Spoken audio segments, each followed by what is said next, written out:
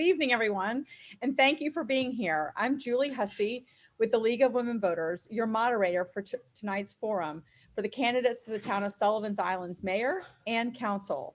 The election will be held on May 4th to fill the seat of mayor with a 4-year term and 3 seats for town council with 4-year terms. This forum is sponsored by the Island Eye News and the League of Women Voters of the Charleston area. The co-sponsors don't support or oppose candidates. We do ask that the audience will turn off their audio and video so that everyone can focus on the candidates. The forum is being live streamed on Facebook. The video recording is available for later viewing on the Facebook page, and I think also on the Island Eye News Facebook page. The chat and Q&A functions have been disabled. Questions from voters were submitted in advance. All questions for each office will respond to the same questions, and we won't ask questions of a personal nature. We will begin with candidates for mayor, followed by council. Candidates for each office will be called on alphabetically for introductory remarks for 60 seconds. Candidates will respond to questions. They have no more than 90 seconds to respond to each question. After all candidates have had the opportunity to respond to a question, candidates may have 60 seconds to add to their remarks or respond to what another candidate has said. We will ask them to signal the moderator by raising their hand, and you can do that under reactions and raise your hand like that. Or you can also just kind of raise your hand like this. So that is the trick for that. And finally, candidates will be given a closing remarks of 60 seconds in reverse order from opening statements. Our timekeeper will signal the candidates. Sarah is our timekeeper, and about the remaining time and when time is up. And then I will interrupt you, hopefully not in the middle of a sentence, but I will make sure that we kind of keep on schedule because we want to hear what everybody has to say. And so now I am pleased to introduce the candidates for mayor. In alphabetical order, we have Chauncey Clark, Mr. Clark, and we have Patrick O'Neill. Mr. O'Neill, fantastic. Let's start with our 60-second introductory remarks. Mr. Clark. Okay, thank you. I want to thank the League of Women's Voters and the Island Eye News for hosting this forum. Cheryl and I have lived on this island for over 25 years, and our children and grandchildren live right across the bridge. So we're very fortunate. We're both very involved with the community here and with the Charleston-wide community with lots of things that keep us interested. I've been privileged to meet many of you over the years, and most recently in the last few months on your porches and on the beach. And I'm encouraged by your enthusiasm and your love for the island. On some subjects we agreed, and some subjects we disagreed. In some subjects we agreed to disagree. But in all cases, it was a healthy exchange of ideas. And I think it's important we continue to listen to each other and move forward. There's some misinformation circulating on some of the subjects we're going to talk about tonight, and I hope we can clarify that. And I'm proud to be a part of this exchange, and thank you for inviting me. Thank you. Mr. O'Neill. Start the night off wrong. I also thank the League of Women Voters and the Island Eye News for sponsoring this important forum for us. I'm Pat O'Neill. I've lived in the Charleston area since 1973, and more specifically on Sullivan's Island since 1985. I'm a psychologist and a professor at MUSC, now partly retired. It's been the privilege of my life, though, to serve you on council and as mayor for about 20 years now. And I'm asking for your vote so that I may serve you for another 4 years. We have a lot of work to be done. For one thing, I have been obviously very involved in leading the community through the response to the pandemic. I want to see us get through that safely and get us stabilized on the other side. There are a number of important projects on the island that I want to see through to completion. And finally, and most importantly, I want to see us bring back the kind of government that islanders have always deserved and desired, namely one that presents them with truth and trust and transparency. Thank you very much. Now let's go on to some of the great questions that we received from so many people in the community. We're going to start with the first one. We're going to go in reverse order as we did the opening statements. So we'll go with Mr. O'Neill. The question is, what attributes make you a good leader? I think I'm participatory. I believe that We should get opinions from everybody possible who might have them on important topics. Many of the important projects in the town that I've been involved in have been the subject of numerous open meetings. I was one of the leaders of revamping our zoning ordinance, for example, many years ago. That was a multi-year process because it was so important that we get input from everyone in the community. I try to find areas where those of us in the community and those of us on council can come to a productive agreement. Not necessarily always a compromise. Sometimes a new solution comes out of those kinds of discussions. I think I'm stably focused on things. I pay attention to the important things, and I utilize the expertise that we have both in the community and in particular the expertise that we have among our town staff, without whom none of us are able to accomplish anything. Thank you. Also, since I have time, I Yes. think communication is very important. I've been grateful to the Island Eye News for providing a monthly mayor's column forum for me, which I've tried to avail myself of to communicate with the community about things going on, and not all of which involve town government per se, but certainly matters of importance to the town. So I think it's a nice forum for the community as well. Thank you. Mr. Clark.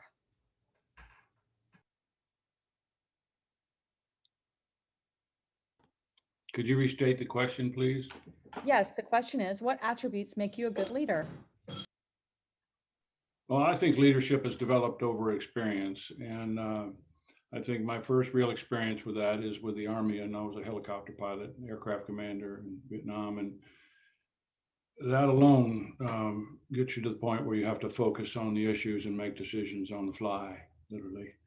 And I've been in the business of running a project management company for years. And in that, we've gone to many places and worked on teams to define a project, define success for the project, and meet success in time. And that's hotels, airports, lots of big projects. And I brought that back to the island, and I was very involved with the town hall, being like the pseudo free paid project manager on that. And I think for a leader, one has to be able to work with teams of people.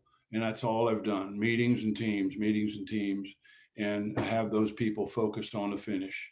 And so what I look forward to in council is taking that talent forward and bringing us to a focus and a positive completion on each of these issues. And thank you. Thank you. Let's go on to our second question, which is about parking. What are your thoughts about paid parking on Sullivan's Island? And if you are opposed to paid parking, do you believe that the income should come from taxes or another source? We'll start with you, Mr. Clark. That's a good point. Where's it coming from? So I don't think anybody is in the mood for paid parking this year. It's never been on the agenda for a vote. So give everybody relief for this year. I think that in the future, we have to consider where the revenue is coming from, to your point.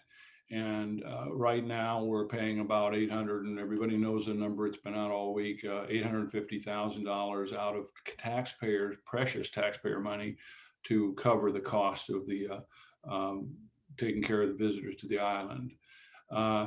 As this area grows in population, we're going to see that cost go up. So we have to seek out other sources. I hope the state will come through. This is a state beach. They pay for renourishment. They should pay to help us take care of their visitors.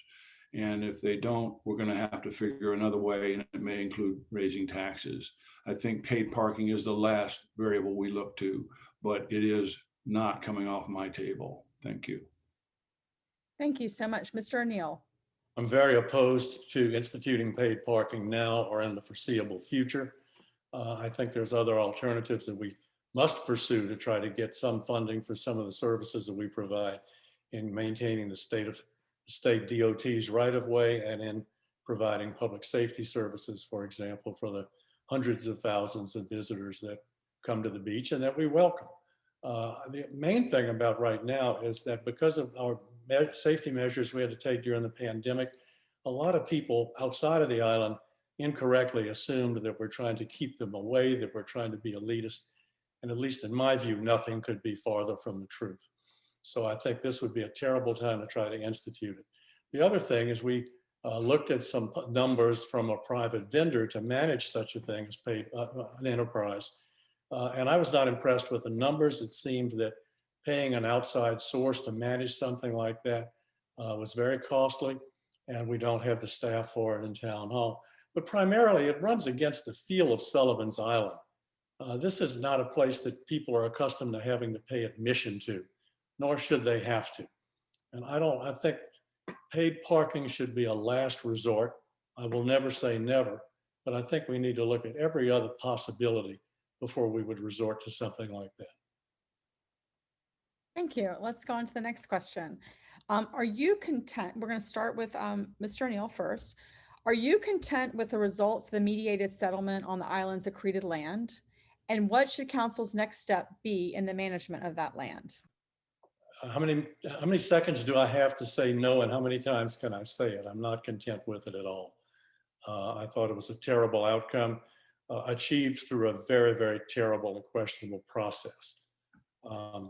The problem for those of us in leadership in town government is that the agreement foreclosed in many ways the town trying to do anything to undo that agreement. So there are limited numbers of things that we as town mayor or as town council members can do. The plan still needs to go before regulatory agencies such as the Army Corps of Engineers and the Office of Coastal Resources Management. Hopefully there will be numerous opportunities for the public to provide input to those bodies as they consider whether to permit the work as it's been most recently described. It really baffles me that we would engage in something like this. Everywhere on the planet, people are planting trees, and we will now be engaged in legally mandated deforestation. It just doesn't make sense.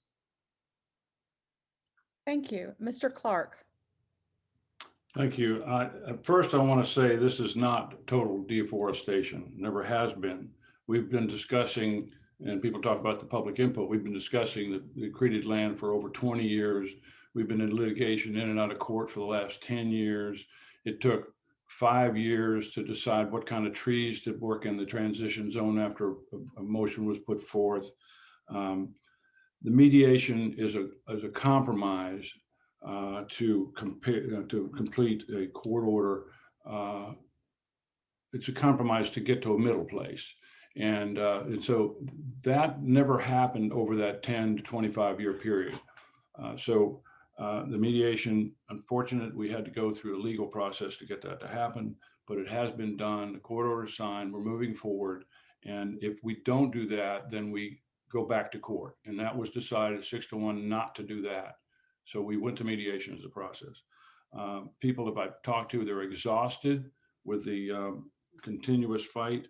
And we put aside other projects and taken all the oxygen in the council to the fight.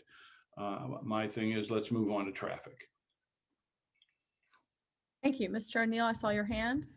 Yes, I'm sure the people who were highly in favor of this agreement would like to move on to some other topic because they don't want to hear from our residents about how many of them feel about the agreement. It's correct that this has been discussed. The issue has been discussed for 20+ years. However, the agreement that the town signed on to bears little resemblance and bears little relation to the kinds of input we got over these many years. It was pure and simply a response to the original suit by the plaintiffs. This again is something that flies in the face of what the community had been asking for many, many years. So I think that's important to remember as well. The other thing is the alternative was not to cut everything down to 3 feet, as many people have alleged. The alternative was to go to a trial, which the town had been prepared to do 10 years earlier. And the alternative was not to lose that, but to take it to trial. Thank you. Mr. Clark, is there something you'd like to add? Yeah, I'd like to just say the court case was an unfortunate outcome to this process. And I would say that many people in the island are a little tired of our inability to come to some reasonable compromise on this island issue. And it's torn the island in two, and it's a time to settle and move. And I think there's many people on the island that would agree with me. And I hope we can put this behind us. Thank you. Thank you. Well, we will move on to the next question. The next question is, why has flooding on Sullivan's Island streets been ignored for so long? And specifically, why has it taken 12 years to fix pump station 18? And we will start with you, Mr. Clark. Well, the island is a bowl, so we have the created land blocking the drainage to the beach, and we have Middle Street acting as a ridge line, and we have the backside with outfalls that can't be cleaned out and systems that are broken. Why it's taken this long to move on this, I have no idea, other than other issues got in the way. But it's time to move forward with some kind of a reasonable plan. There was a second part to the question I didn't pick up on. It was about specifically about pump station 18. So pump station 18 was a swallowed out area built to build that mound next to it. And the Corps had the Army put in a pump station many years ago to pump that out because it was always a problem.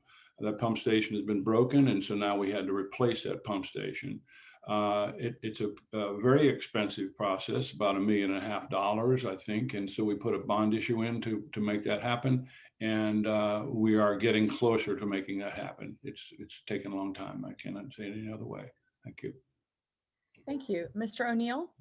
Part of the reason for the delays, as you put it, or for the length of time it's taken to begin to address the flooding issues with stormwater is, and it sounds like a cop-out, but it is the truth, that the whole infrastructure for stormwater does not belong to the town of Sullivan's Island. It belongs to the state of South Carolina. All of our stormwater collection systems, be they ditches or culverts, are in the DOT right-of-way. And then it goes out to the marsh, as was mentioned. That particular pump station for floodwater, for stormwater at Station 18 is a really quirky issue, because for some long time, the exact ownership of that pump and the location was not clear to any of us. We have a lot of curious situations on the island, given that it started out primarily as a military base, which ultimately was deeded over to the state and then to the town of Sullivan's Island. So it's not like a planned community where you have infrastructure that's clearly put up and designated as belonging to specific entities. We have been addressing it from an engineering standpoint for some time. We got a FEMA grant to pay for the engineering and to pay for a large portion of the remediation that engineering would call for. We were about ready to submit the second phase of it, which was the results of the engineering for the construction planning, when the opportunity that we had to run a new line to get that water out of there was lost, because the folks who originally were going to let us put it through their property thought differently of it. Thank you. All right, let's go on to question. Oh, I'm sorry, Mr. Clark. Yeah, I just want to say, to get this done, there's residents on the island that are digging their own trench. And I saw a retired Marine general digging out a trench, which is probably perfectly in line with what they did for a living. But there's other things, issues like the backside flooding. So we put a proposal to get a grant to help to resolve some of the tidal surge work water that comes in regularly now to the backside. Thank you. Mr. O'Neill? A follow up to that. I live on the back beach, so I'm very familiar with the problems of flooding that we get. The primary issue that we're seeing is with rising sea level. We're seeing more frequent tides over ground level, that over lawns, in fact, with king tides than we used to see previously. I'm not sure what exactly can be done for the island as a whole on the backside. I would never say never to that either. But I think we need to have some clear idea of what we want to ask for and look for if we're trying to get grant money to come up with a solution to that. The council sort of implicitly agreed to submit a letter of intent for a grant program that might be used for that. I'm not satisfied with the idea about it right now. I don't have any idea what the specifics would be. And that's very important because the kind of grant that this would be leading up to is one with a one-to-one match. So if we get $100,000, we have to pay another 100. Thank you. All right, let's go on to the next question. This question is kind of how you're going to make your decisions. So we'll start with you, Mr. O'Neill. The question is, if elected, will you base your decisions on one, what do you think is best for the town? Two, what do you think is what is the most frequent communication received from residents? Or three, what is most beneficial to the entire town? So the difference between one is what you think is best. Number two is what the most communication you receive. And number three is what is maybe the most beneficial for the whole town. So I'll leave that question to you. Yeah, I'm not sure that 1 and 3 are all that different from one another because I try to, in deciding what I think is the best path forward on a matter, I try to look at it from the prism of what's best for the town. Different people can arrive at different conclusions with that. And you have to pay attention to input from citizens about that as well. I do pay attention to what people say to us.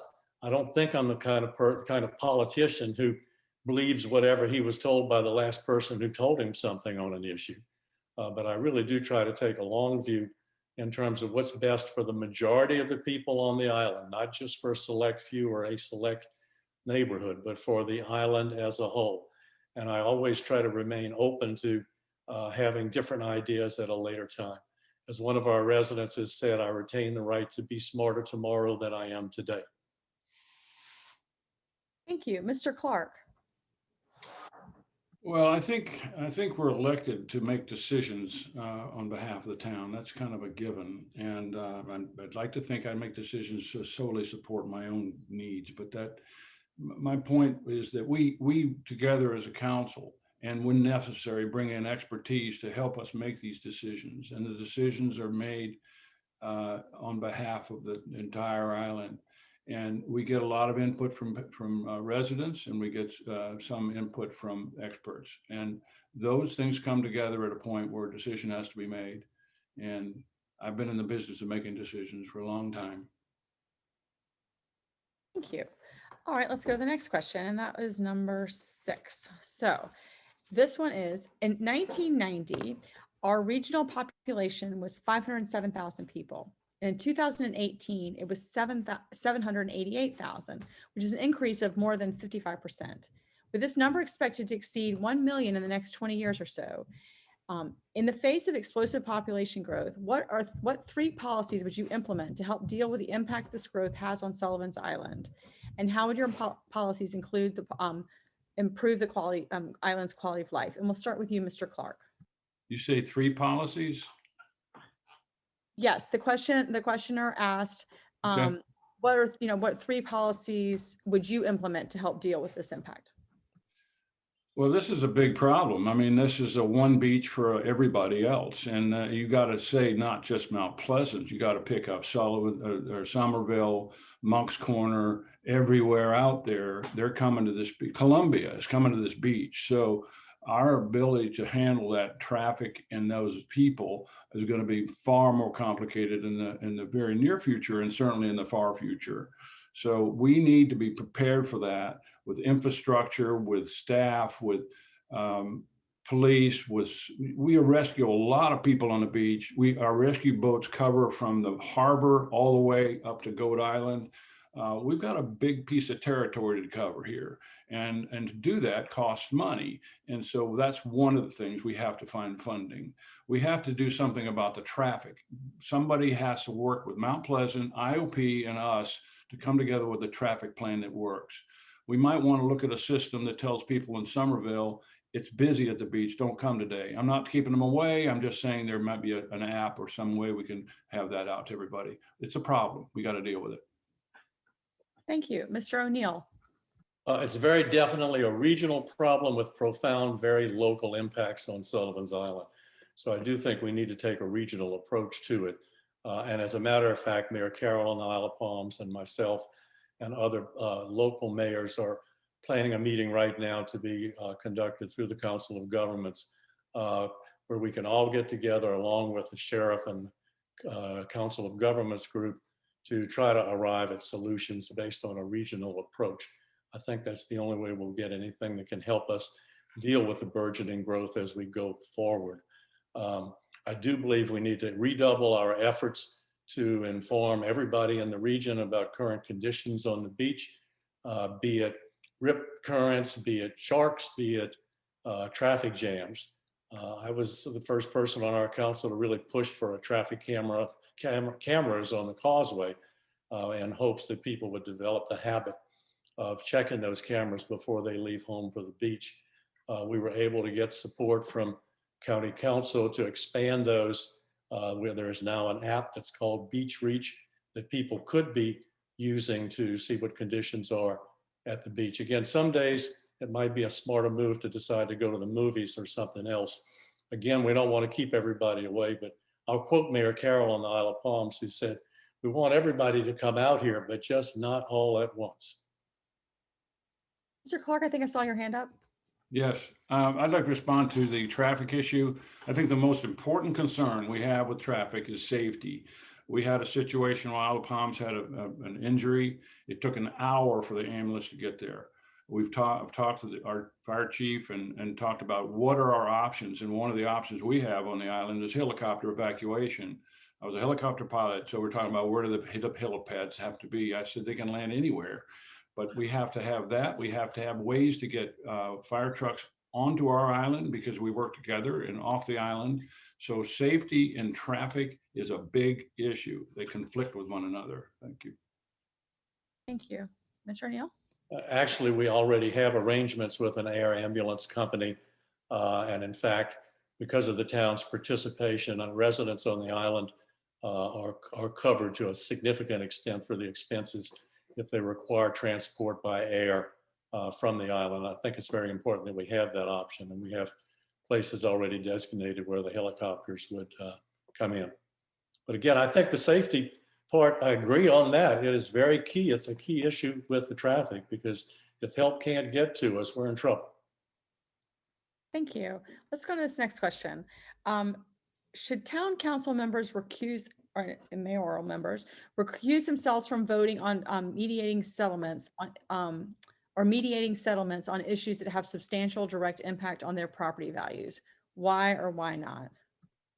I think there's two sides to that question. One is legal, one is ethical. On the legal side, we have reason to believe that the Ethics Commission would not have a problem with one council member who might live, for example, on the front row voting on issues concerning the accreted land. There was a decision handed down by the Ethics Commission several years ago involving another council member who lived on the front row. I think there's other ways that one can have conflicts as well, be it with the accreted land issue or anything else. And that's, do I have a particular profit-oriented stake in this matter that's very different from what the majority of people on the island might have? All of us have a real interest in our property values going up. That's one thing. On the other hand, if I'm talking about, let's say, if we're talking about an issue that's going to drastically increase property values on the back beach between stations 17 and 19, which happens to be where I live, I should not participate in that vote, and I would not. And in fact, years ago, I did recuse from an issue on docks on the backside of the island, because at the time we had been told that there were really only about 20 properties on the island that would be affected by that. So I thought it best to recuse myself. I got some fairly negative feedback from a number of my conservation supporters because of that, but I did it. Thank you. Mr. Clark? Well, I think Pat pointed out the point that legally it's been ruled on that we can vote for these issues like the accreted land. And if you take the accreted land, there's actually 3 front beach owners and 1 around the corner. So if you say that, there's 4 council members that have to recuse themselves from anything that has to do with the accreted land. Well, that just doesn't work. And if you want to talk about views, then you got to add, as Pat said, he's on the back. So it's 5 council members that have to deal with views. So again, how do you have any governing going on if more than half of the council is recusing themselves? So the government, in their wisdom, said a small community like this can go ahead and vote and not have to recuse themselves on some issues. That's not to say the recusing is necessary for some things. It has to be a broad issue. And Pat's point, if it's just happening in his yard, you have to recuse yourself. That's a different situation. Thank you. Oh, Mr. O'Neill, yes. I'd also add, I talked about the legal aspects of it, but I think there's a really important ethical piece to this as well. And I think individual people in government need to ask themselves hard questions sometimes, such as, what are my motives involved in this issue? And are my motives such that they would interfere with me voting both sides of an issue if both sides were equally desirable, or either side, I should say. So I think there's sometimes where you're within the letter of the law, maybe not within the spirit of the law, and certainly sometimes when you're within the letter of the law and not within the spirit of good ethical practice. Mr. Clark, did you want to follow up? No, I'm fine. Okay, good. Well, let's go on to the next question. I think this will be our final question. I know this will be our final question. The question is, we're going to start with Mr. Clark. Does Sullivan's Island Business District serve the needs of the island's residents? Is that the question? Does it serve the needs of island residents? Yes. I think the business district is one of the most vibrant places on the island. Not only does it give us a place to go and have fun and dinner and good times, but it's one of the most revenue generating operations we have on the island. They give us a good percentage back to the town in hospitality taxes and other taxes. And the goodwill they offer is beyond measure. So I don't think there's anything that's wrong with the downtown area, except for the traffic. And that's not something we like to deal with. And I think they also would like us to help with traffic problems so they can get customers to their tables. So I don't have much else to say. It's a great thing we have. Thank you. Good to hear. Mr. O'Neill. I absolutely agree. The commercial district is a really valuable part of the island. And it does not only serve many visitors to the island, but certainly serves the island residents as well with a number of those businesses. I want to point out that it didn't happen by accident that we have the kind of business district that serves the island. This was the subject of study for many years by the Planning Commission and by Town Council when we were doing the zoning ordinance, and again when it's been revised in some ways over the years to make extremely certain that the kinds of businesses that are there are those that would help the island residents and support them as well as visitors. For example, we've imposed a limit on the number of restaurants in that district that may not be widely known, but that was done. It was a controversial decision a number of years ago through the Planning Commission and ultimately by Council, because there was a concern that the entire district would be wall-to-wall restaurants. And at the time that was done, we had one or two business restaurants that were that featured loud live music and were creating disturbances rather late at night. So we've got severe limitations on the kinds of businesses that can be there. I think it's working out now to the town's advantage. It always has to be subject to some kind of change. When we permitted coffee shops a few years ago, that was wildly controversial. And I don't think anybody begrudges a little place to grab coffee now. Thank you. Mr. Clark, I think you were going to say something. Yeah, I just want to thank Pat for the compliment. When that overlay district was done, the commercial overlay district was done, I was the chair of planning. And I want to thank Pat for that compliment. Well, it looks like the town of Sullivan's Island has two really good candidates running for office. So thank you so much. Let's kind of go with your closing statements, and we're going to begin with Mr. O'Neill. Again, thank you so much. And thank you to all the people that are attending this Zoom meeting and on Facebook Live. I really think it's important for the community to be able to learn more about the people who are asking for the privilege of representing them and leading town government. I would be very grateful for your vote to allow me to serve you for another 4 years. I think my record shows that we've achieved quite a bit during the time I'm mayor and while I was on council, certainly not through my efforts individually as one person. I wouldn't be so crazy as to suggest that. But I will ask you to try to re-elect me for another 4 years. I'd like to try to bring us back together, get the town government to the point where people have more trust in it going forward. And if you'd like to learn more about my positions, you can go to mayorpat.net, mayorpat.net, and also go to the responses that I submitted to the League of Women Voters at vote411.org. Thank you very much. Thank you. Mr. Clark. Well, I want to thank you for the time this evening. It's been an honor to serve the council for the last 2 terms. I look forward to serving on the new council as mayor of Sullivan's Island. As I said in the beginning, it's been wonderful to meet all of you and hope to meet many more. There is a spirit of enthusiasm and volunteerism on the island with residents serving on town positions, people working for Elvis and picking up litter, neighbors looking out for neighbors. What an amazing place we live. I hope you vote for me as mayor on May 4th, and please vote. It's your right, it's your voice. One thing we can all agree on, we all love this island, and as I've said before, let's come back together. I look forward to seeing you as I drive around in my Model A. Give me a wave and I'll give you an Ooga horn. Thank you. Thank you so much. This has really been great. As Mr. O'Neill noted, you can learn more about these candidates and where they stand on issues and of importance to the town through the Island Eye News Voters Guide and the League of Women Voters Guide, vote411.org. Now we're going to kind of flip from these candidates and move on to the council candidates. So we'll say goodbye to them and hello to our next group. And Sarah and I'll kind of give an applause for our wonderful candidates we had before and welcome our new ones. All right, so we are back in again. For those of you that may be just coming in a little bit later, I just want to let you know that I'm Julie Hussey with the League of Women Voters. I'm going to be the moderator for this forum for the candidates for the Town of Sullivan's Islands Council. The election is going to be on May 4th, and right now we're going to be looking at the candidates running for the 3 seats for Town Council. They will have 4-year terms. This forum is sponsored by the Island Eye News and League of Women Voters.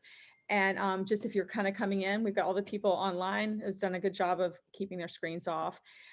We've got questions that have been submitted from the community that we'll be asking. If you were here for the mayor's race, you probably will hear some of the similar questions, but this will give a chance for all of the town council members that are applying for the job to kind of give us their thoughts. Sarah Zachman is with me to do the timing. And so it's my pleasure now to introduce the candidates. So we're going to do them in alphabetical order, and we'll start with Scott A. Millet. Mr. Millet? Justin P. Novak. Mr. Novak? Kevin Pennington. Mr. Pennington? Tim, let's see, I'm not seeing Mr. Pennington, but maybe. And then Tim Reese and Mr. Gary Visser. Is it Visser or? Visser, yes. Yes. Okay, wonderful. Thank you. And so now we're going to begin with our 60-second introductory remarks. We're going to go in the alphabetical order again. So Mr. Millet, if you will start. Well, thank you. As you noted, my name is Scott Millet, and I'm a candidate for town council, where I look forward to working with you and for you.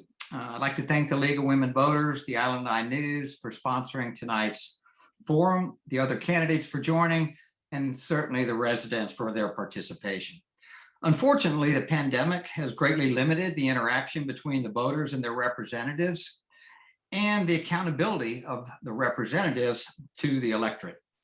Like it or not, dominating the debate on our island is the legal decision to dramatically cull the maritime forest. In my opinion, that legal agreement went against the will of the majority of voters, and on the surface spoke to the self-interest of several council members. This evening, I hope the viewers will receive clear and concise responses to their questions. I also hope you're able to get an answer to the question of trust. Do you trust those currently running for re-election to suddenly change their stripes and always put your interests ahead of their own? Thank you. Thank you. All right, and let's go to Mr. Novak. Hi, my name is Justin Novak.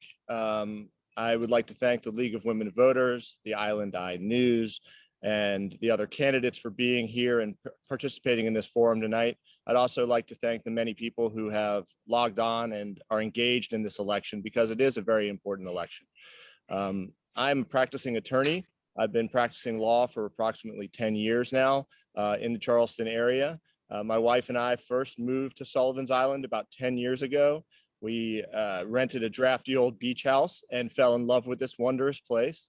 And we had to come back and make our long-term home here. So I live here with my wife. We've lived here for the last 2 years with my 2 children who are 5 and 1. And we're excited about protecting and preserving what makes this island a special place. The history, the character, and its charm. And I think we're well positioned to do that. Thank you. Mr. Pennington.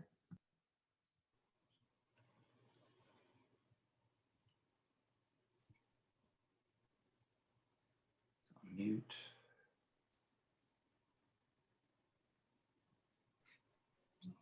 Mute.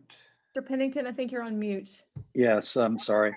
That's Hi, okay. I'm Kevin We'll start the Pennington. time now. Kevin Pennington, a candidate for town council. My wife Caroline and I have been living on the island for about 10 years. Along with a lot of us, we love this island and want the quality of life that we've enjoyed to continue. And since retiring a few years ago, I became directly engaged with the island, including issues in service on the DRB and zoning commission. And I'm running because I think we need to do better in making progress against the priorities of the island. The top 2 priorities to me are addressing the impact of the visitors and stormwater management. Those aren't new issues. Those are issues that we have to go much faster at addressing than we have.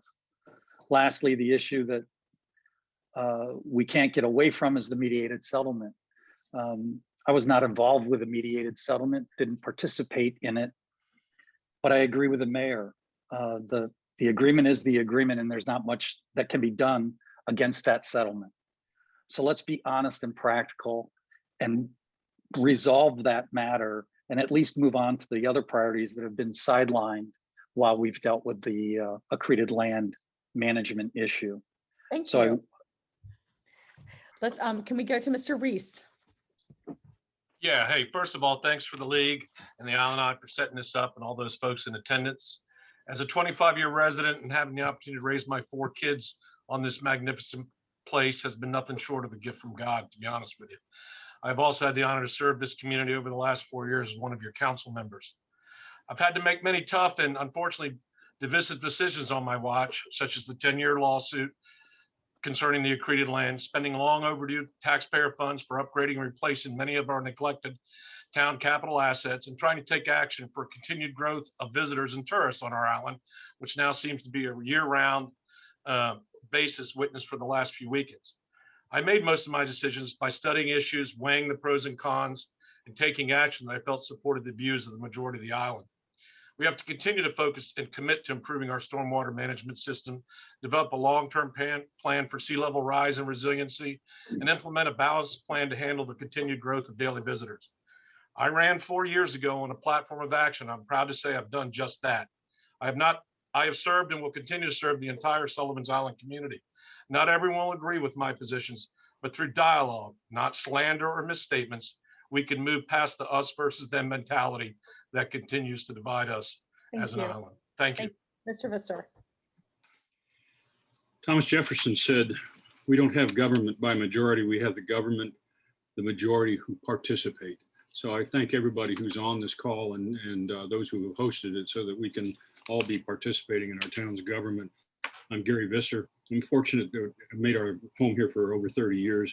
I spent the last 9 years on the Planning Commission and as its chair also.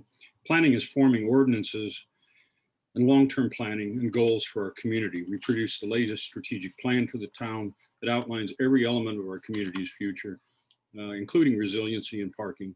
My thanks to the League, to the Island Eye News, and the opportunity to participate. Thank you. Thank you. Let's go on to our first question. The first question is, what attributes make you a good leader? And we will start with Mr. Novak.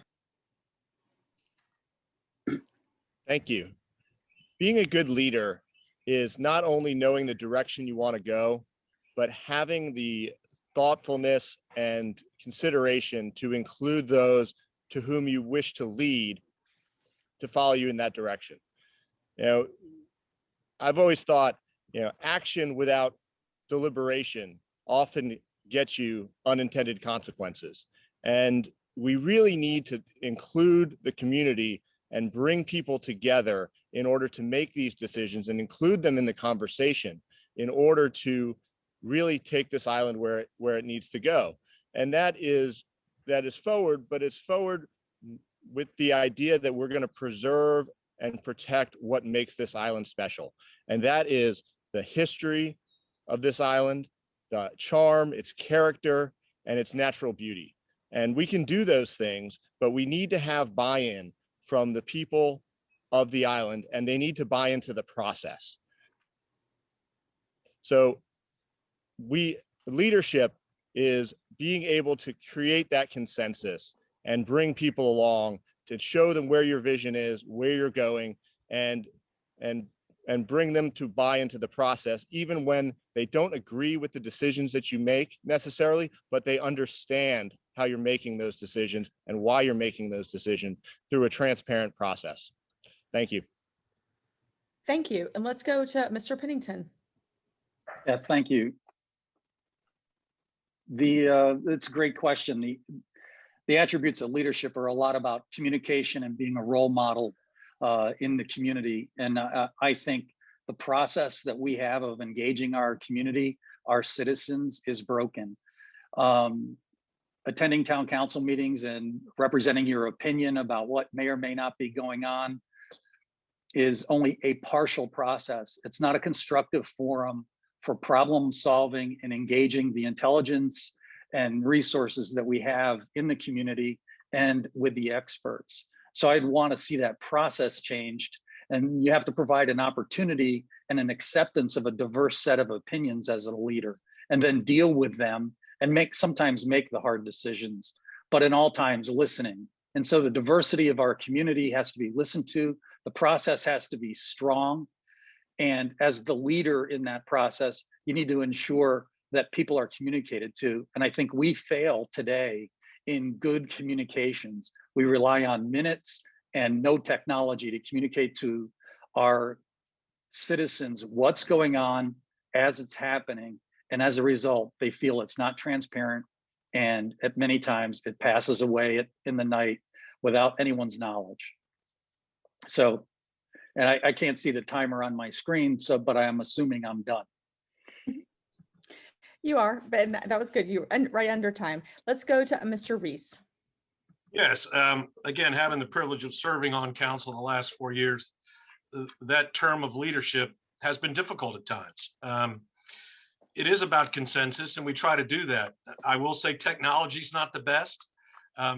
Those that remember back when the old town hall, you had to take time out of your day to go there in person. There's some things I think we can do on that. A lot of talks about executive sessions, and that's a legal issue where transparency is not allowed in the process, but some delineation and discussion afterwards can happen. Do I consider myself a leader? I really consider myself as an advocate for those that I discuss issues with. I will talk to anybody.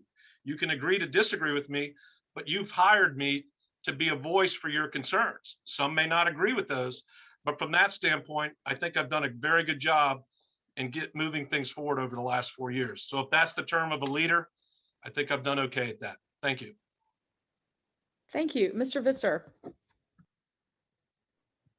Leadership is the submission of your own interests and your own ego to help others reach the most intelligent and reasonable decisions, well-reasoned decisions. It's never about subverting the will of others to your own opinion. We have to listen, we have to talk, and then we have to decide. I hope I can do that. Thank you. Mr. Millimet. Thank you. The good leadership always starts with putting the greater good ahead of one's self-interest. A good leader has to have the strength to know that the best decisions are made with broad and diverse input and seeks out that input. A good leader works to build a consensus, but at times must be willing to act against that consensus if they feel that's the best decision. They're charged with making good decisions and difficult decisions, and that's not always the consensus. A good leader knows that any final decision should be made with transparency so that all understand the rationale behind the decision, whether they agree with it or not. And finally, a good leader holds him or herself accountable. They share their successes with the broad team, but they take full responsibility for all negative aspects of a decision. And I think any leader that exhibits the aforementioned traits should have no problem finding a large group willing to follow. I've got 40 years of business success, building teams and teams of teams that reflect, I think I possess the traits that I just described. Thank you. Thank you. Let's go on to our second question. And this one is, what are your thoughts on paid parking on Sullivan's Island? And if you're opposed, do you believe that taxes should be raised instead? And we are going to start with Mr. Pennington. Thank you. First of all, it's not about paid parking. It's about how we treat the visitors that come to our island, how we maintain the beach access paths, how we maintain the parking. And we continually cop out and say it's a state responsibility to take care of it. Well, they haven't, they're not going to, and we need to. The piece of paid parking has come into play only as a way of funding it. I don't know that I understand how our citizens truly feel about the choice of taxes or increased taxes or paid parking. But let's understand the $850,000 that was referenced in the mayoral discussion is about 15% of our total budget. Our operating budget is $8 million plus or minus. So it's a significant portion with only those costs going up. So if we would like the visitors to pay for a contribution toward that cost or not at all is something that hasn't fully been debated to my knowledge. But before we do that, I think we ought to make the investments in the traffic management, the improvements to parking, the reliable funding of beach path maintenance. And as a result, after that's done, then we can decide whether paid parking is something that's a last but necessary evil in fairness to all the citizens of Sullivan's Island. Thank you. Thank you. Mr. Reese.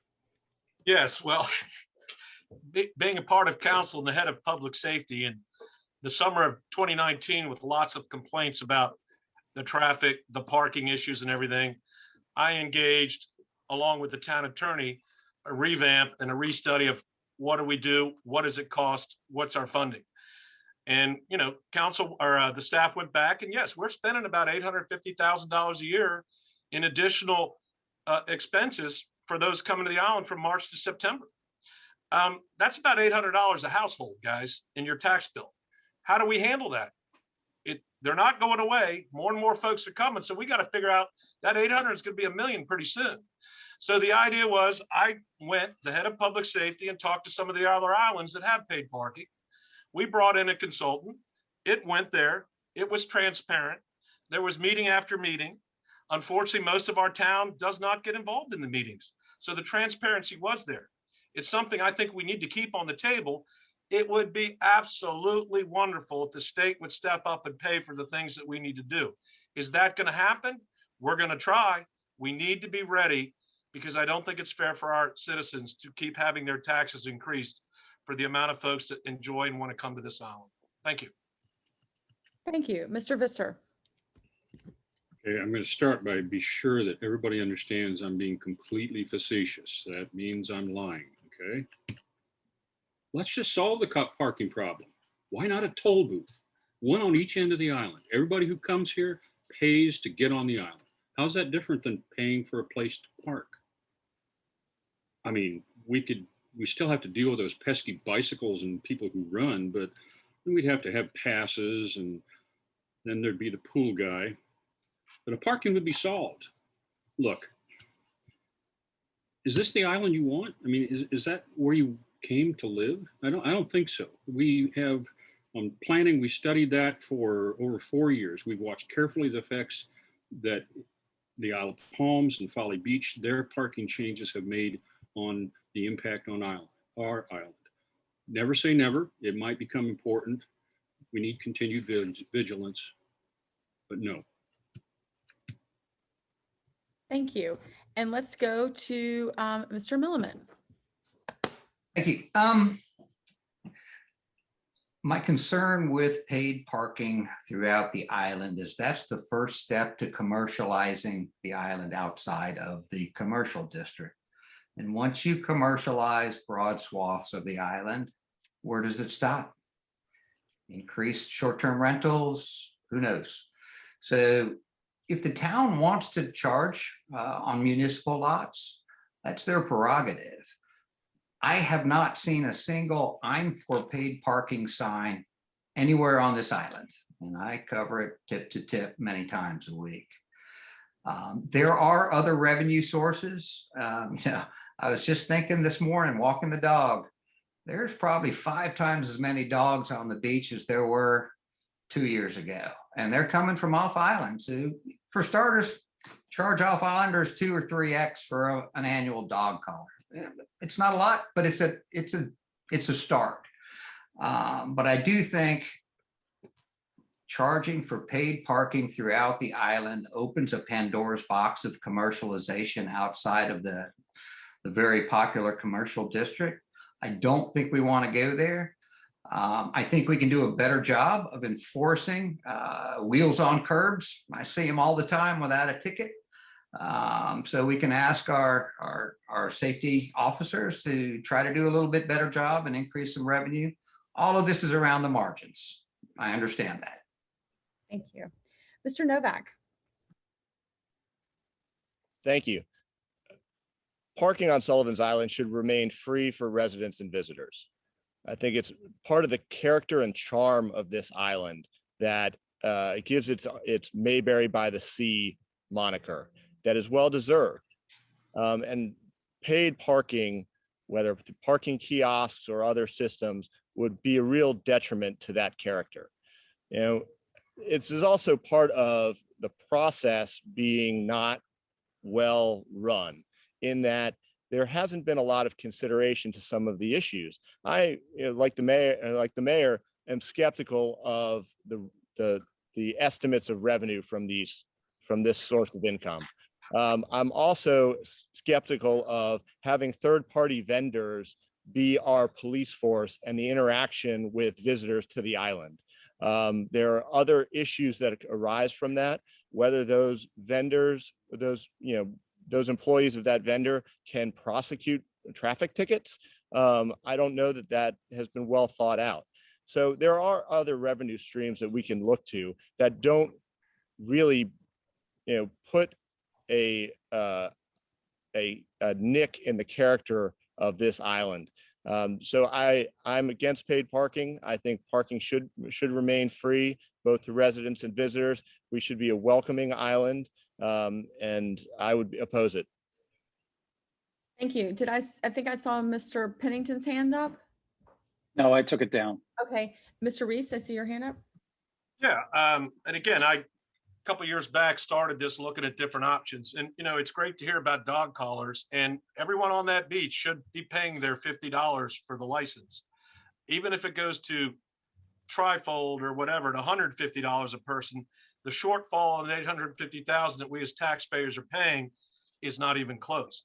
The revenue sources being on council, I can tell you over the last 4 years by reviewing that, are limited. We don't have a lot of options. I think we do pursue the state. We pursue the other municipalities.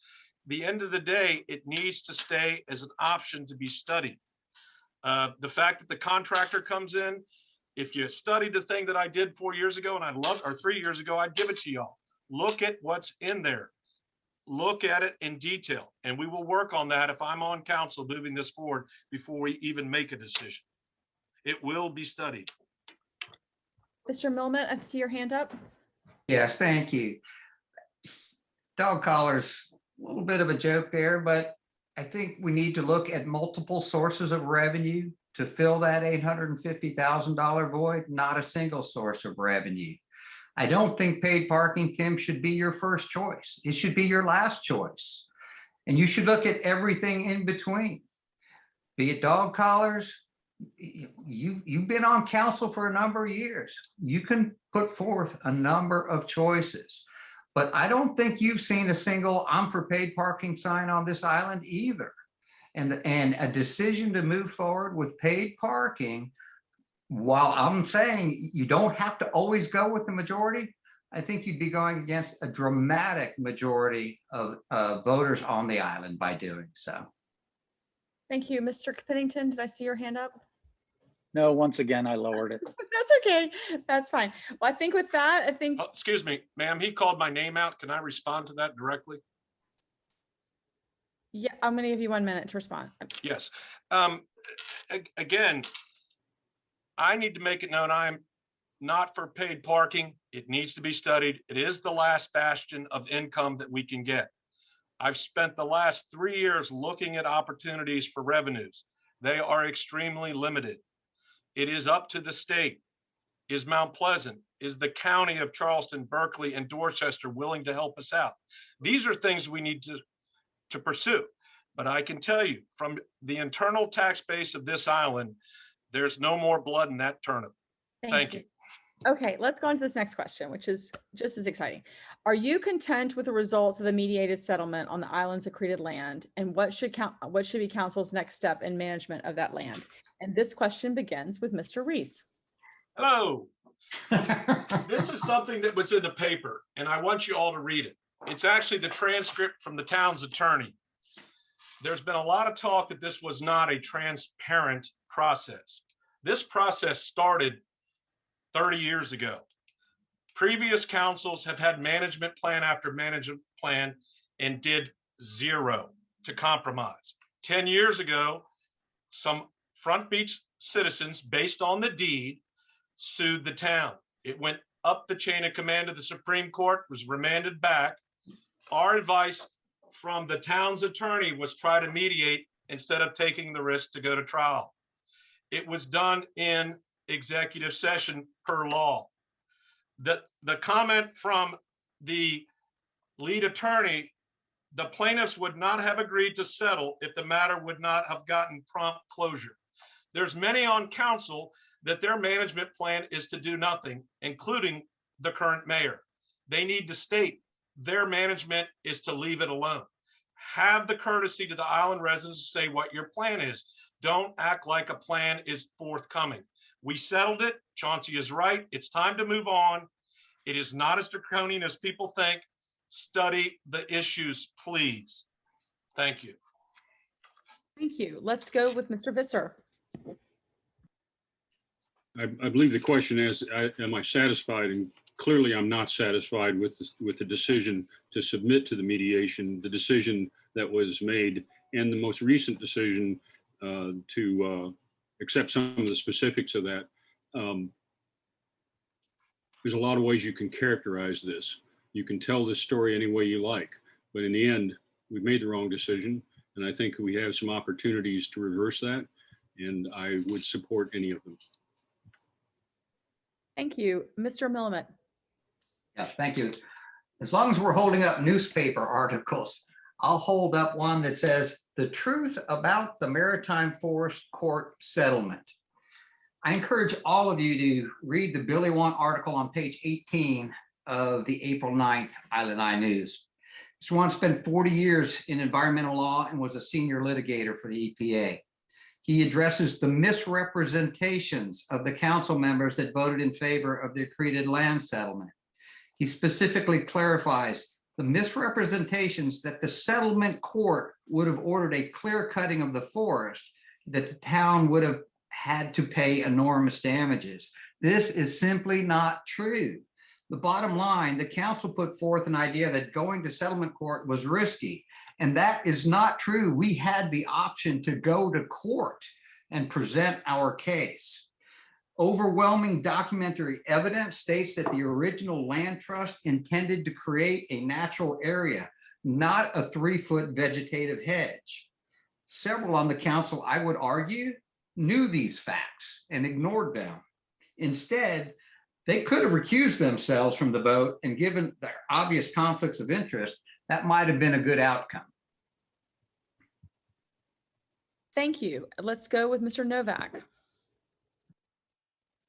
Thank you. The settlement is not what I would have done, for sure. I think we need to do a better job of protecting our natural areas and spaces and really think long-term about how those benefit our quality of life on the island, and what makes it and are such an integral part of what makes this island special. Now, that being said, the agreement has been completed. It is a court order. I know that there was a revision to that order. So, we need to focus on making sure that something like this doesn't happen again, because there's a pervasive feeling amongst islanders that I talked to that they were not involved in the process, that they felt like this decision was, although the argument has been going on for a long time, that voting in a special council meeting on a work day via Zoom in order to make this happen and enter this agreement was not the proper way to do that.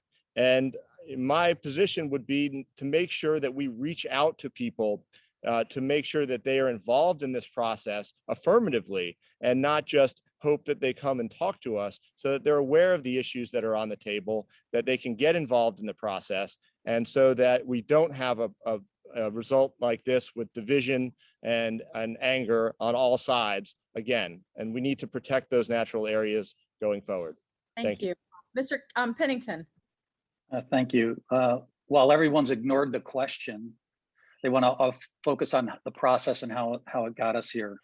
The content of the mediated agreement is pretty simple.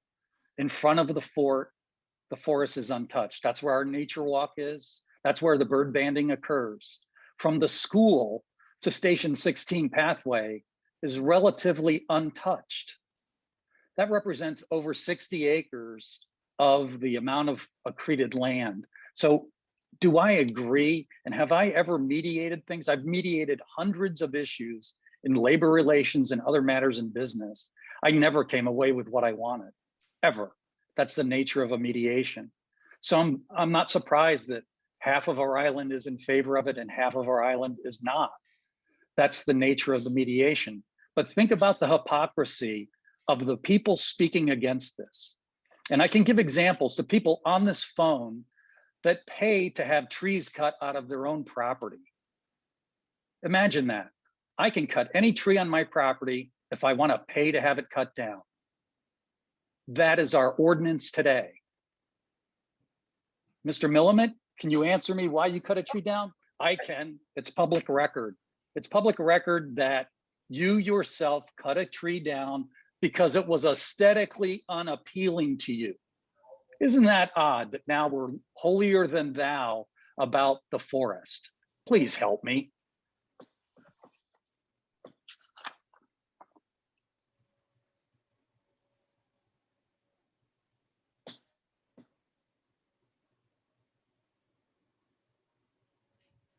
Mr. Millimet, you can go ahead. Thank you. I'd be pleased to help you. I had 2 trees cut down, not just one. One was a eucalyptus that was killed in the freeze. It was in danger of falling on my house, so took that one down. The other tree in front of the house was diseased, so I was granted a permit to take down that diseased tree before it started dying and falling all over the house as well. So those are my 2 points. I didn't take down 1 tree. I took down 2 trees. And actually, I just got finished planting 4 trees in my backyard. So I'm a big fan of trees. I think they add a lot to our property. I'm with you. I'm in favor of a infrastructure plan that would have the electric company no longer cut trees along the power lines. But I'm curious why you favor that, but you also favor a maritime settlement that would decimate half of our forest. I'll stop there. Mr. Reese. Yeah, Mr. Milliman, I've seen your request for that tree removal, and it said aesthetic purposes, by the way, word for word, aesthetic purposes. Okay. The other thing, though, is people need to realize this settlement is a settlement to a lawsuit. It is not the management plan for the accreted land. All right. There's been a lot of misrepresentation on what's happening. And just look at the amount of trees covered. It is not a complete deforestation. We have areas in zone 1 that are thick. We have grassland areas in zone 2. In zone 3 has grassland and trees. It was a lawsuit settlement, period. Thank you. Thank you.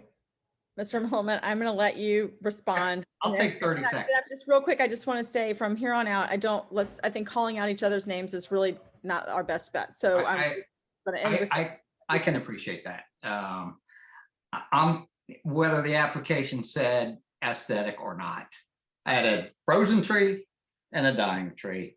Each of those were replaced with at least one, if not more trees. So net, a positive to the town. And, that's what it is. I think, Tim, you can't just cut a tree down for aesthetic purposes. There's got to be something more than that. And the town requires they be replaced. So. All right, Mr. Millman, I'm going to give you a little bit of a hard time because again, as we move forward, we're going to try not to just mention other people's names. We're going to really try to focus on where we're coming from. And let's move on to this next question, which has to do with flooding. Hold on. Hold on. Oh, I'm sorry, Mr. Pennington. Yes. I had my hand up. I'm sorry. I would like to have you. Since I started that kind of dirt road we went down, let me finish it. My only point is our ordinances allow us to cut trees down on our properties, and they're not just diseased trees. My wife serves on the tree commission, and I've gotten really close to several issues that I don't agree with, but it's the hypocrisy of our policies on the island on one hand and not on the other. And I disagree. I do think that the content of the settlement, while not perfect and not one that there are parts of it that I wouldn't have agreed with, but at the end of the day, I think it's fair in total. And with the comfort that our state agencies have oversight and will preclude any untoward actions in those areas. So I leave with comfort that it's not a deforestation and it's not a disaster. Thank you. Let's go on to the next question, which has to do with flooding on the streets. And so the question is, why has flooding on Sullivan's Island streets been ignored for so long? Especially, why has it taken 12 years to fix a pump at Station 18? And we will begin this with Mr. Visser. I think that the same question was submitted to the mayoral candidates, and Pat O'Neill answered it best when he was talking about the difficulties of addressing that specific area. And the question also intimates that nothing has been done in the last 12 years. One of the most important things that's been done was the town, at a significant expense, and to the credit of the council, invested a lot of money, time, and inconvenience to our community by repairing the drainage that is represented by our wastewater treatment system, the forced mains and the lining of those pipes. It has a negative impact on drainage to the island because it no longer goes to our waste treatment plant every time it rains. The water infiltration went into our waste treatment plant. Inevitably, that's going to show some areas where it acted as a French drain.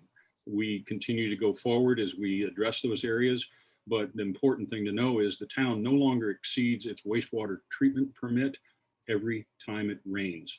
We haven't had exceedances due to gallonage since then. It's a remarkable achievement by the town. You never reach the finish line on this. You have to keep working at it every single day, every single opportunity that the town has the money available to continue that. Drainage is important. Thank you. Mr. Milliman. Yes, thank you. As was said, this isn't a situation that suddenly popped up. It's been growing in importance over the course of many decades. It's not only the Station 18 flood basin, it's the Station 28 flood basin. And there are other areas that obviously flood, not only from storm surge, but also from just heavy rains. I don't think you can attack these in isolation. I think, as has been stated previously, we need to go to the county, we need to go to the state, we can go to the federal government. Rumor is that there's an infrastructure plan of several $1 trillion. Maybe we can get a couple of million of those. But I also think we need to look at potentially doing a broad infrastructure plan on our own and play both ends against the middle, public funding as well as private funding, and consider using our very high AA credit rating to float 30, 40-year municipal bonds at a 2% interest rate, pay that down over, as I said, a 30 or 40-year period with very cheap dollars and control our own destiny. I'm not saying that's the way to go, but I think we need to look at all options, both the public and the private funding side. Thank you. Mr. Novak. Thank you. As numerous candidates have pointed out, as well as the two candidates for mayor, this is a complex problem involving numerous parties, dealing with numerous agencies, and addressing a chronic problem that has been going on for a really long time. And it's getting worse. There is the excess water, then how we handle that water is going to be one of the most challenging things we do for the next decade. It's something that, you know, my kids hopefully will not have to be worrying about to the extent that we are, but it's a problem of being on a beautiful barrier island that is low lying and receives a lot of excess water. Now we need to attack this problem from multiple fronts, and that includes, you know, preserving our natural areas which absorb some of that excess water.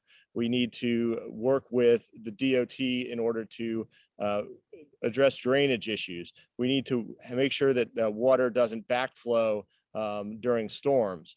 We need to ensure that that proper funding is addressed. And I agree that we need to not only explore public funding and grant money, FEMA money, whatever public money we can, and go after that money aggressively, we also need to be positioned to take on some of these projects ourselves. Thank you. Mr. Pennington. Yeah, thank you. This question actually came to me directly, separately, a few weeks ago. And I think the frustration is that for 15 years, they've dealt with this single issue with no real progress. And I agree with the other candidates.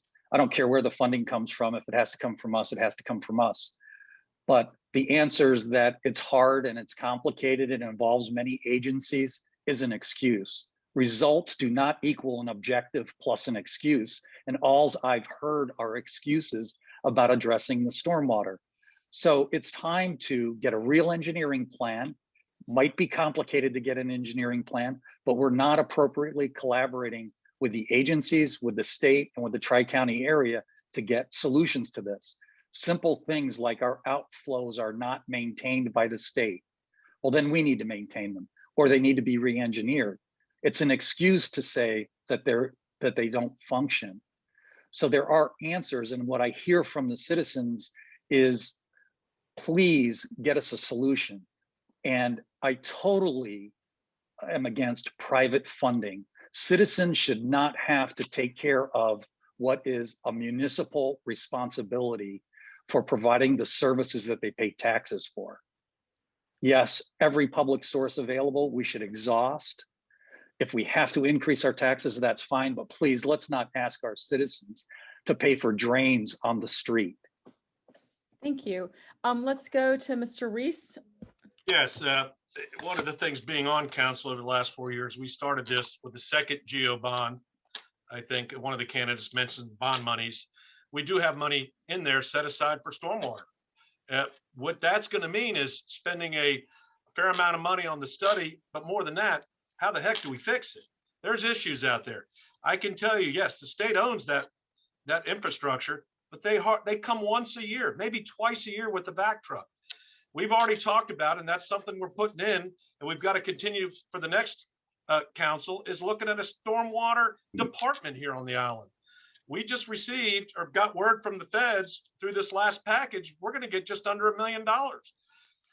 I don't know what a vac truck costs. We're going to be in the business of stormwater out here, guys, whether we like it or not. But it's a good control there. But this is the time to hammer the state. I think another, Scott, you mentioned too, the federal monies are there like they've never been. And it's infrastructure. This is an infrastructure problem that we have a great opportunity to capitalize on as a town and move this ball forward. And we have to. A lot of people have been upset for a lot of years, guys, and we got to fix it. Thanks.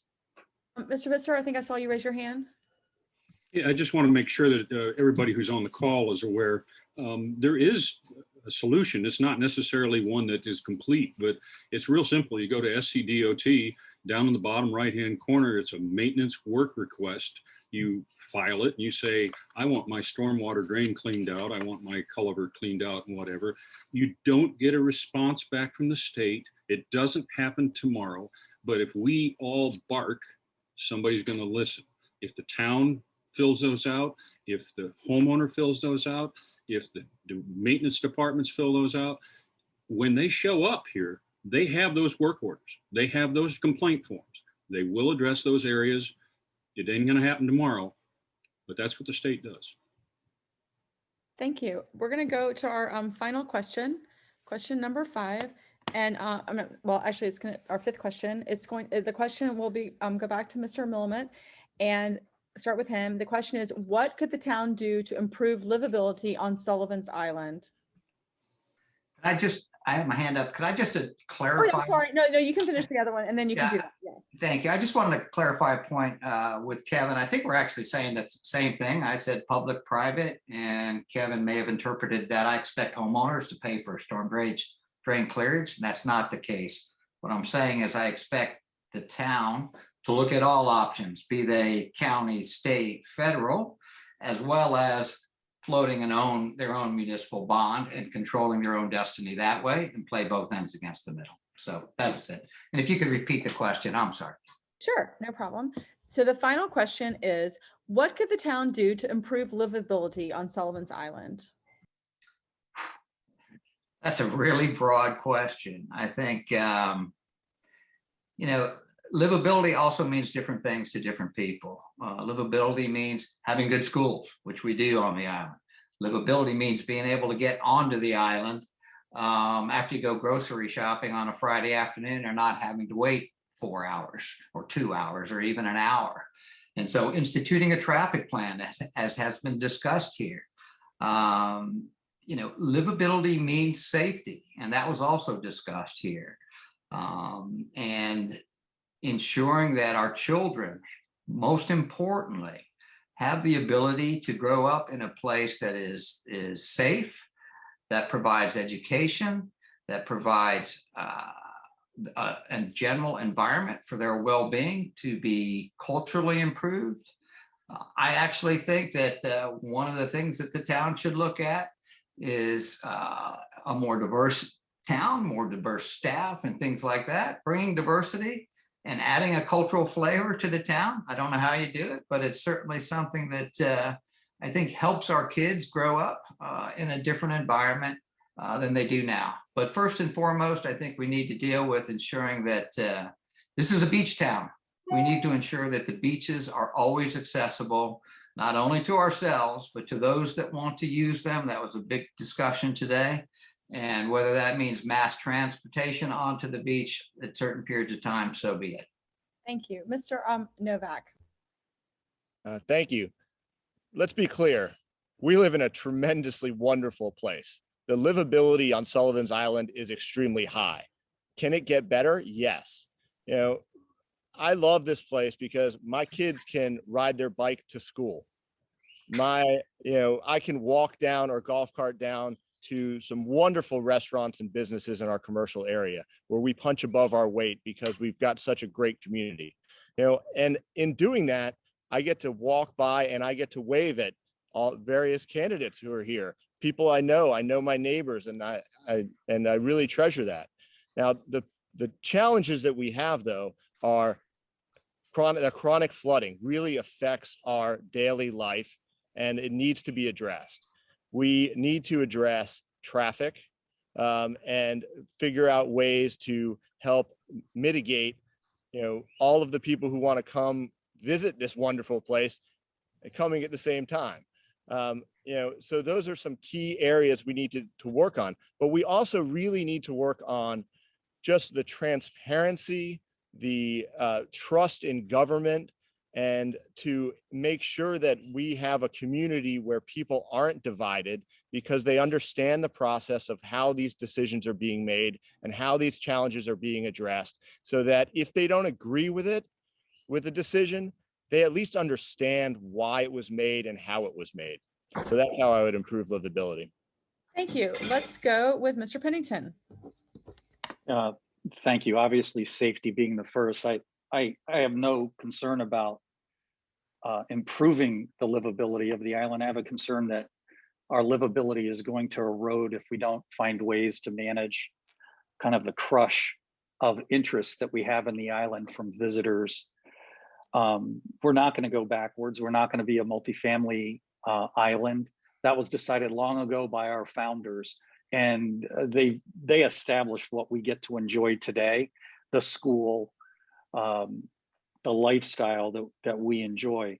Parks and recreation, I think we underinvest in. When I first moved here, there were events for families and adult events that we don't hold anymore, that allowed the community to get together. We don't get together anymore. There used to be music on the mound events, and we've stopped investing in those organizations that provide that. The investments that we don't make, in my opinion, in the culture activities that are done by private citizens, but tacitly supported by our tax dollars. I think we ought to invest in providing opportunities for the community, in addition to maintaining the infrastructure, which is what we tend to focus on. But there isn't the social fabric that we should have in a community of this size. And I think that's contributed to the divisiveness, because we don't have those relationships that I think we once had. Thank you. Mr. Reese. I can't agree with Mr. Pennington more. My wife was one of the founding members of the Parks Foundation 15 some years ago, with functions and things to do.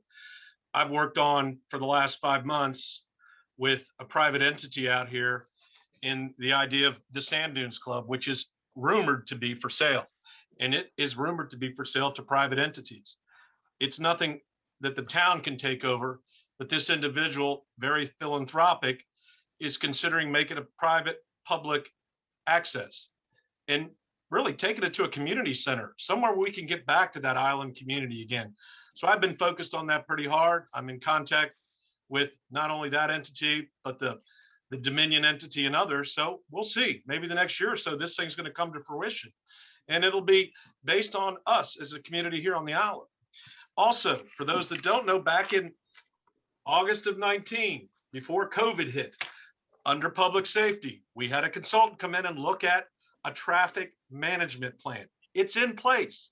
It needs to be moved forward, guys, and I'd love to help do that, because there are solutions to our little hourglass coming onto this island that we've got to work on for flow.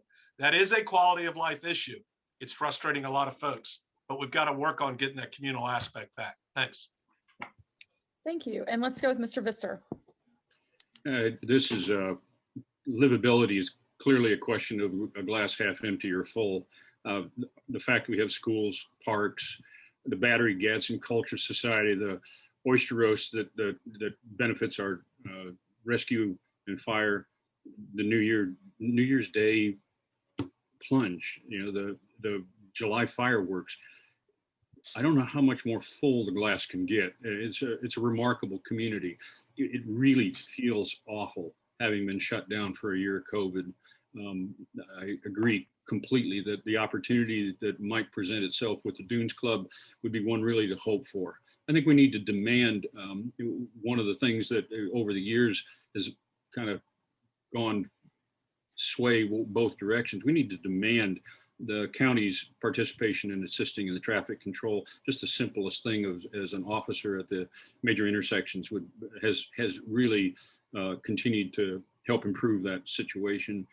And then finally, its livability is also defined by the single thing that defines Sullivan's Island, which is the historic properties, and continued attention to their protection under our current regulations and evaluations to ensure that that's sufficient.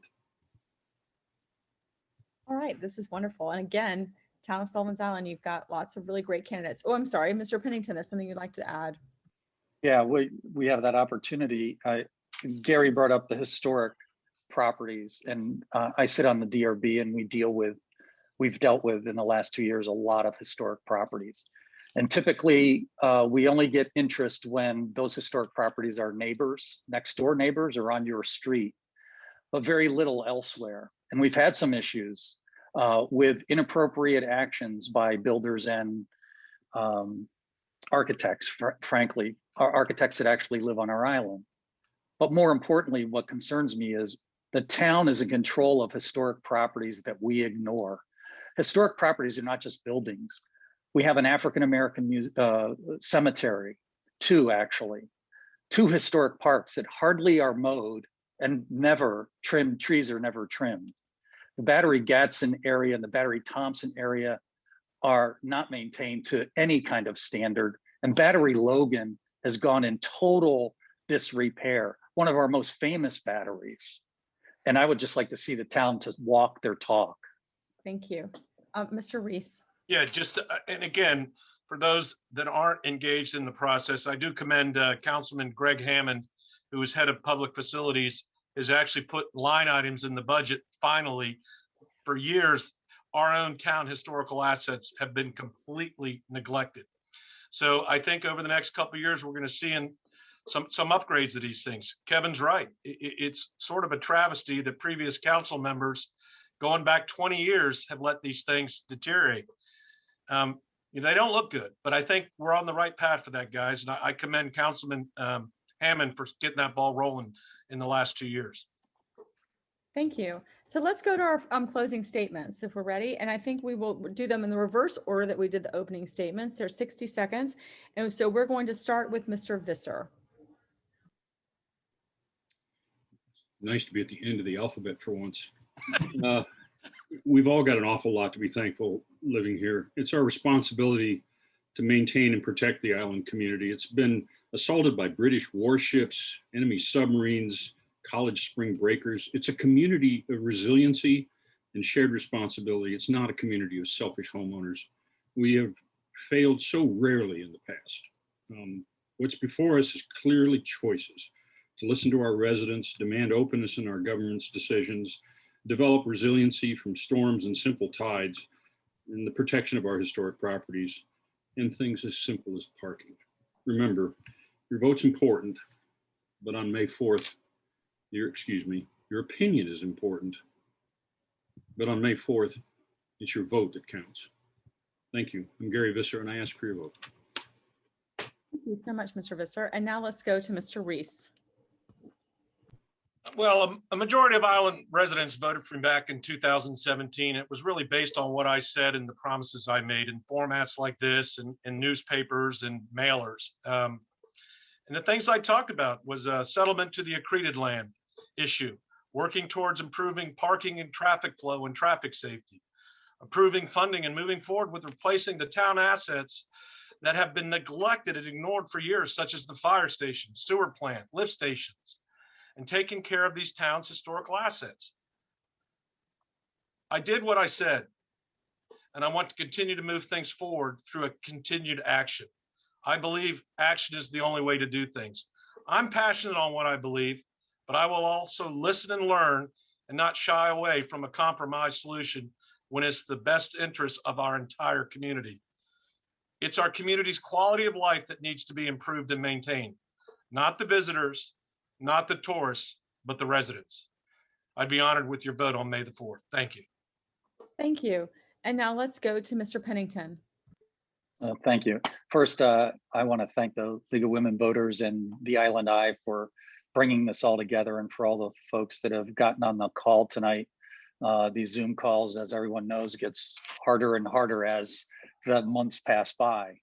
But Sullivan's is just no longer an isolated village by the ocean, but a part of a growing metropolitan area that's changing every day, whether we like it or not.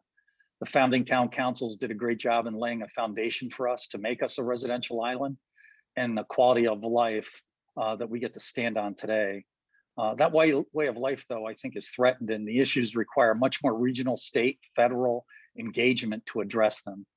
There are always going to be new issues facing the island. We need to address them more expeditiously and always in the best interest of the residents. We have recently begun taking action and maturing the management practices of how we've led the island, which I think is a part of our growing up. And that progress to me is a hallmark of good government. I want us to continue that progress that has started. Thank you, and I hope that helps you to understand my position. Thank you. Let's go to Mr. Novak. Thank you. And thank you, Julie, and everybody from the League of Women Voters for putting this really important forum together, for Lynn Parati at the Island Eye and everybody who works there. And again, all the candidates coming together and having these discussions is really important to this whole process so that we really understand what the challenges are, where we stand in relation to those challenges and what our options are, and then can make decisions moving forward based on as much information as possible. Now, I've been a practicing attorney for the last 10 years in Charleston. I've fell in love with this place with my wife 10 years ago.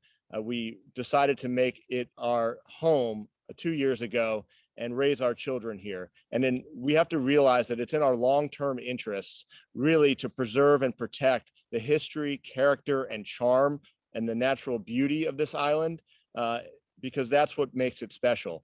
And I would really like to take a long-term view and not be so short-sighted in our decision-making process. I look forward to your vote on May 4th. I'm Justin Novak. Thank you. Thank you, Mr. Novak. Mr. Millimet. Yes, thank you. Again, I would like to thank the League of Women Voters, the Island Eye News, and my fellow candidates for joining this forum this evening. We discussed many critical issues facing our island home, and there's a lot we didn't discuss. But what is really at stake here is our future as island residents and that of future generations. I saw something at Town Hall yesterday, dated August 14th, 1957.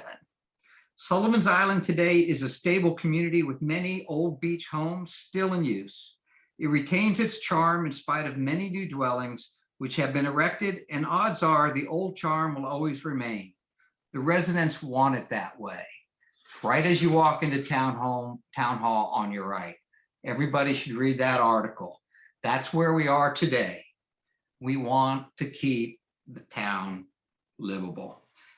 My name is Scott Millimet. I ask for your vote on August 4th. I'll be accountable to you, and I look forward to seeing you on the campaign trail.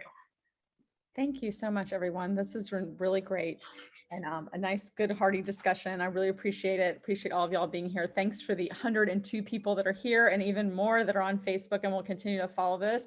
I see that Pat O'Neill has turned on his camera. Mr. Clark, if you would turn on yours, we can see you.